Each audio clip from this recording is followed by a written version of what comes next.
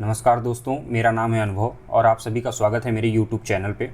आज की इस वीडियो में हम बात करेंगे एग्रीकल्चर सेक्टर के बारे में कि कैसे एग्रीकल्चर सेक्टर में आज़ादी के इतने सालों बाद भी कोई परिवर्तन नहीं आया बड़े लेवल पे। क्यों आज भी किसानों को आत्महत्या करना पड़ता है कर्ज के दबाव में आके। क्यों किसानों की स्थिति बेहतर नहीं हो रही है। इन्हीं सब मुद्दों पे हम बात करेंगे कि इसके पीछे की वजहें क्या है, इसको कैसे हम ठीक कर सकते हैं और सरकार इसको ठीक करने के लिए क्या कर रही है। चलिए शुरू करते हैं।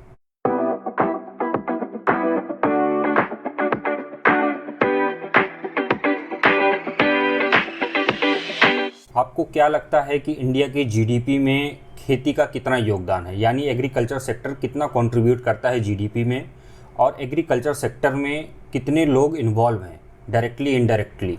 तो 2022-23 में रिलीज हुई ministry of statics and programme implementation की एक रिपोर्ट के अनुसार सन 2020-21, सन 2021-22 और 22-23 इनका डेटा कुछ इस तरह से है। 2020-21 में एग्रीकल्चर सेक्टर का जो जीडीपी में योगदान था वो था 20.3%, 2021-22 में 19% और 2022-23 में 18.3%। यानी जीडीपी में एग्रीकल्चर सेक्टर का योगदान लगातार गिरता हुआ जा रहा है। मोटा मोटा समझा जाए तो agriculture sector contributes only 17% of total GDP and it provides employment of approximately 58% of population. यानी इस देश की 58% जनसंख्या जो खेती कर रही है, सिर्फ खेती से 17% का ही योगदान कर पा रही है सरकार की टोटल जीडीपी में। यानी इनके बीच का अंतर समझिए कि इनके बीच का अंतर कितना है कि इतनी बड़ी जनसंख्या भी वो प्रोडक्शन नहीं कर पा रही है। तो इसके पीछे कुछ न कुछ तो वजहें होंगी। इतनी बड़ी पॉपुलेशन होने के बावजूद, इतनी उपजाऊ ज़मीन होने के बावजूद और इतने अच्छे तरह तरह के मौसम होने के बावजूद भारत का पूरी दुनिया में एग्रीकल्चर एक्सपोर्ट में 9वां स्थान है। ऐसा क्यों है कि एग्रीकल्चर सेक्टर का योगदान लगातार घटता जा रहा है, इसके बारे में बात करेंगे। लेकिन उससे पहले समझ लेते हैं कि एग्रीकल्चर सेक्टर का योगदान क्या होता है ओवरऑल एक कंट्री के डेवलपमेंट में। तो इसमें पहला है इन्फ्लुएंस ऑफ नेशनल इकॉनमी, यानी सरकार की इनकम पे असर। सरकार की इनकम में कितना एग्रीकल्चर सेक्टर योगदान करके सरकार की इनकम को बढ़ाता है। इसमें दूसरा है रोल इन एम्प्लॉयमेंट जनरेशन, कि लोगों के रोज़गार में एग्रीकल्चर सेक्टर का क्या योगदान है, कि एग्रीकल्चर सेक्टर से कितने लोगों को रोज़गार मिलता है। और तीसरा है help in strategic point of view. ये समझने के लिए आपको समझना पड़ेगा कोरोना टाइम की बात, कि कोरोना टाइम पे कैसे बहुत सारे ऐसे छोटे छोटे देश थे जिनके पास खाने के लिए राशन नहीं था। उस टाइम भारत सरकार ने उनको राशन मुहैया कराया और उसके बदले में उनको बहुत सारे देशों से रिकग्निशन मिली कि एक अच्छा काम कर रहे हैं, राशन मुहैया करा रहे हैं। लेकिन अगर यहाँ पे खुद नहीं होता तो ये कैसे देते। इस क्रम में अगला पॉइंट है provision of food for growing population, यानी हमें अपनी जनसंख्या के लिए अनाज पैदा करना। आपको याद होगा कि भारत में हरित क्रांति आने से पहले भारत की कृषि की स्थिति कैसी थी। अधिकतर लोग माल न्यूट्रिशन के शिकार थे। बच्चे जो 8 से 10 साल की एज के थे या जो बच्चे पैदा ही होते थे, इन्फेंट जो होते थे, वो उनका जो नॉर्मल वेट होता था उससे कम वेट होता था। तो ये सब भारत में जो एग्रीकल्चर का प्रभाव बढ़ा वो हरित क्रांति के बाद बहुत तेज़ी से बढ़ा। अब बात करते हैं challenges of Indian agriculture sector. इसमें पहला है इनस्टेबिलिटी, यानी अस्थिरता। दूसरा है sub division and fragmentation in land ownership. अब ये समझने के लिए हमको समझना पड़ेगा, मान के चलिए एक व्यक्ति है और उनके 6 बेटे होते हैं और उस व्यक्ति के पास 60 बीघे ज़मीन है।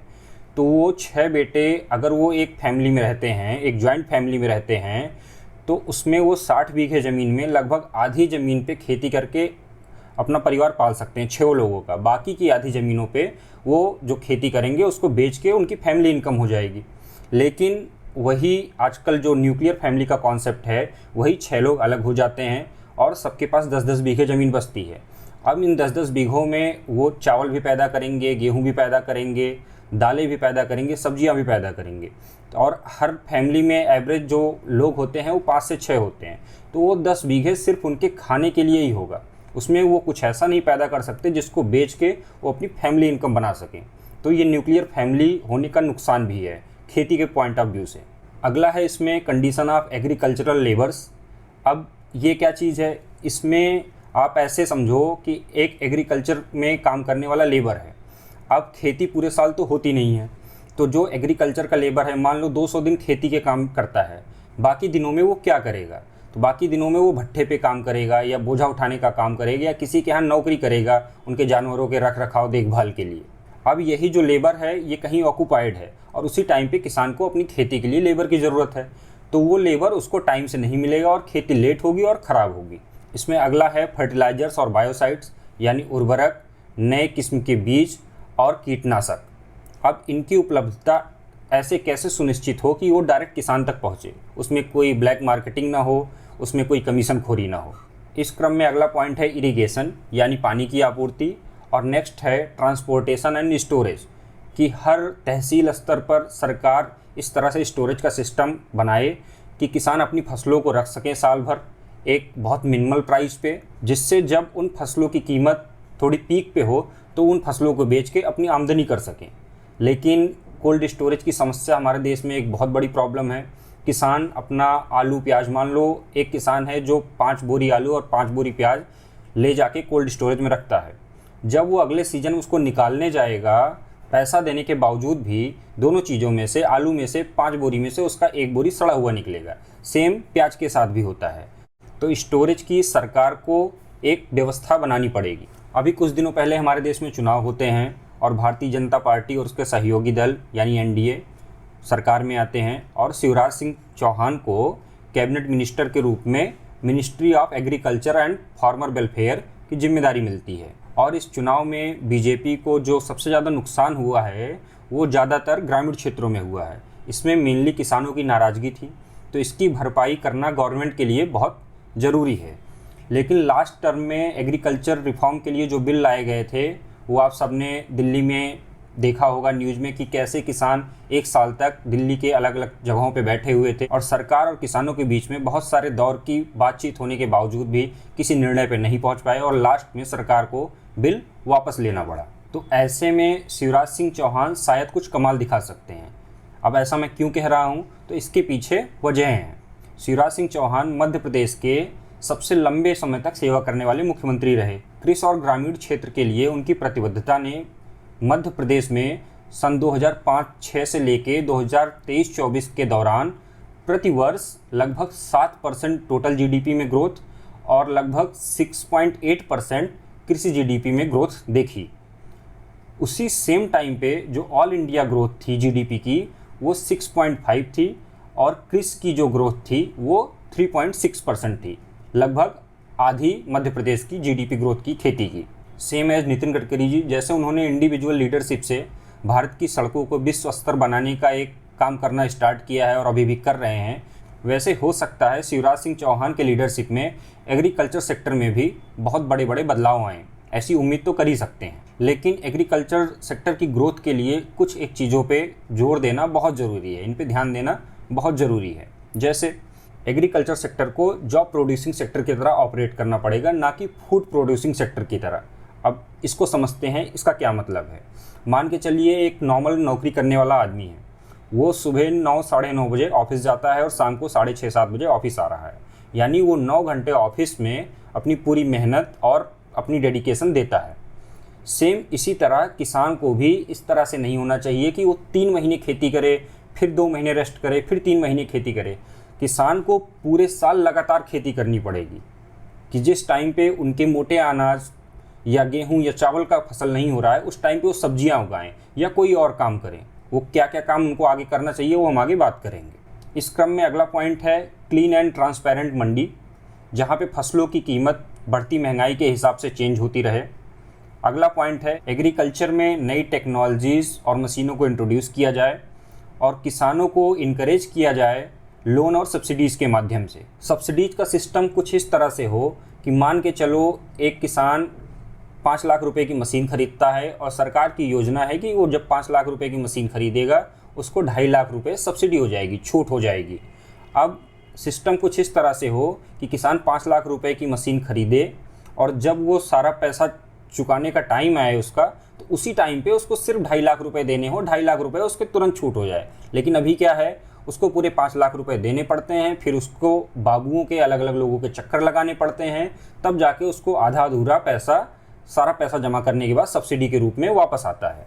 अगला पॉइंट है नॉर्मल क्रॉप्स के साथ साथ फ्रूट्स और महंगी सब्जियां भी लगाई जाएं जिनकी इंटरनेशनल मार्केट में डिमांड होती है। नेक्स्ट है डेयरी, फिशरीज, पोल्ट्री को प्रमोट करना चाहिए जो सेकंड ऑप्शन की तरह काम करेगा अगर फसल नेचुरल डिजास्टर, ओला, आंधी तूफान या जंगली जानवरों की वजह से बर्बाद हो जाता है। अब इसमें एक पॉइंट भी है जो मोरल है थोड़ा सा, जैसे जो डेयरी है या जो मछली पालन है, जो मुर्गी पालन है, अब इसमें क्या है कि ये हमेशा सेकेंडरी काम करेगा किसानों के लिए कि जब उनकी फसलें काम नहीं कर रही हैं तो उनके पास 3-4 गायें हैं तो वो दूध बेच के उनके पास डेली पैसे आ रहे हैं। वो एक छोटा सा तालाब बनाए, उसमें वो मछली पाले हुए हैं जिसको बेच के उनके पास इनकम आ रही है हफ्ते में 2-4 दिनों में, या छोटा सा दरबा बनाया जिसमें उन्होंने 100-200 मुर्गियाँ पाली हैं, उसको बेच के पैसा आ रहा है। लेकिन लोगों का ऐसा मानना है कि ये सब चीज़ें कटेंगी, इनकी जान जाएगी, इनकी हत्या होगी तो उससे आपको पाप लगेगा, मरने के बाद आपका क्या होगा। लेकिन आप ये सोच के चलो कि आप गरीब हो, आपके पास पैसा नहीं है, अच्छी हेल्थ केयर नहीं है, अपने बच्चों की फीस भरने का पैसा नहीं है, आप अच्छा खाना नहीं खा सकते, अच्छा कपड़ा पहन नहीं सकते। तो जब आप इसी ज़िंदगी में एक बुरी ज़िंदगी जी रहे हैं तो मरने के बाद की सोच के क्या मिलने वाला है। तो इन सब चीज़ों में मोरल में फंस के कोई फ़ायदा होता नहीं है। आपको पहले ध्यान देना है कि आपकी जेब में पैसा है या नहीं। जब जेब में पैसा होगा तो मोरल वैल्यूज़ अच्छी लगेंगी। अगला पॉइंट है फर्टिलाइजर्स और अच्छी क्वालिटी के सीड्स बिना किसी ब्लैक मार्केटिंग के किसानों को मिले। ये कुछ तरीके हैं जिससे खेती में बदलाव किए जा सकते हैं और किसानों की आमदनी को बढ़ाया जा सकता है। अब देखते हैं इस साल जो बजट आया है अभी कुछ दिनों पहले, उसमें सरकार ने किसानों के लिए क्या क्या किया है। तो 2024 के केंद्रीय बजट में सरकार ने जिन चीज़ों को प्राथमिकता दी है उनमें से हैं जलवायु लचीली किस्में, यानी ऐसे जगह को आइडेंटिफाई करना कि उस जगह के हिसाब से फसलें उगाई जा सकें। यानी जहाँ पे जलवायु अलग है वहाँ पे अलग तरह की फसलें, जहाँ पे मान लो पानी की कमी है तो वहाँ पे कम पानी यूज करने वाली फसलें, जहाँ पे पानी की अधिकता है वहाँ पे अलग तरह की फसलें, इस तरह से डाइवर्सिफाई किया जाए। अगला है डिजिटल बुनियादी ढांचा। सरकार राज्यों के साथ मिलकर कृषि के लिए डिजिटल सार्वजनिक बुनियादी ढांचे को बढ़ावा देगी जिसमें जानकारी और सेवाओं की बेहतर पहुंच में सहायता मिलेगी। यानी एक सेंट्रलाइज सिस्टम बनाया जाए। अब इस चीज़ को ऐसे समझते हैं कि मान के चलिए एक किसान है, उसके पास 5 बीघे ज़मीन है। अब उन 5 बीघे ज़मीन में वो गन्ने की खेती करता है। गन्ने में जो मेन उर्वरक होता है वो होता है यूरिया। अब उसको उसमें डालने के लिए खेत में 50 किलो यूरिया की ज़रूरत है। अब वो उर्वरक केंद्र जाता है और बोलता है मुझे 50 किलो यूरिया चाहिए खेत में डालने के लिए, लेकिन उर्वरक केंद्र वाले बोलते हैं कि नहीं, हमारे पास तो सिर्फ 20 किलो है, हम 50 किलो नहीं दे पाएंगे। तो ऐसे में किसान का नुकसान होगा, वो बाज़ार में जाएगा, अलग से खरीदेगा और उसको एक प्राइवेट दाम पे वो चीज़ मिलेगी। ऐसे में क्या कर सकते हैं कि फसलों का पहले से सर्वेक्षण करा लिया जाए कि किस तरह से किस किसान ने कितने एरिया में कौन सी फसल बोई है और उसको उस फसल के लिए कौन से उर्वरक की आवश्यकता है। तो वो जाए, अपना आधार कार्ड दिखाए और वो सारी चीज़ें लिंक्ड हों एक दूसरे से और उसको उसकी ज़रूरत के हिसाब से उर्वरक मिल जाए। अगला जो है वो ग्रामीण विकास। इसमें फाइनेंशियल ईयर 2024-25 में सरकार खेती के विकास के लिए 1.52 लाख करोड़ रुपए और ग्रामीण विकास के लिए 2.66 लाख करोड़ रुपए आवंटित करेगी। इन उपायों का उद्देश्य कृषि क्षेत्र में उत्पादकता बढ़ाना और चुनौतियों का समाधान करना और अस्थायी प्रभावों को बढ़ाना है। लेकिन इसके बावजूद भी सरकार को एक बड़े स्तर पर कृषि क्षेत्र में रोजगार को बढ़ाने के लिए लोगों को जोड़ना पड़ेगा और लोगों को वो फ्यूचर दिखाना पड़ेगा कि उनका खेती में भी फ्यूचर है। ऐसा ना हो कि वो खेती करना स्टार्ट करें और उनको लगे कि मेरा फ्यूचर ख़राब हो रहा है, फिर वो शहरों में जाते हैं और वो 15 या 20 हज़ार रुपये की कोई एक नौकरी करते हैं, किसी के यहाँ मजदूर की तरह रहते हैं, जबकि वो गाँव में किसान हैं और निश्चिंत हैं, अपनी खेतों के खुद मालिक हैं। तो किसान को अगर मजदूर बनने से बचाना होगा तो ये हाई टाइम है कि सरकार को खेती पे ध्यान देना पड़ेगा और किसानों को खेती के लिए प्रोत्साहित करना पड़ेगा। इसी के साथ इस वीडियो को समाप्त करते हैं। मिलते हैं अगले वीडियो में। तब तक चैनल को लाइक कीजिए, शेयर कीजिए, सब्सक्राइब कीजिए। धन्यवाद। जय हिंद।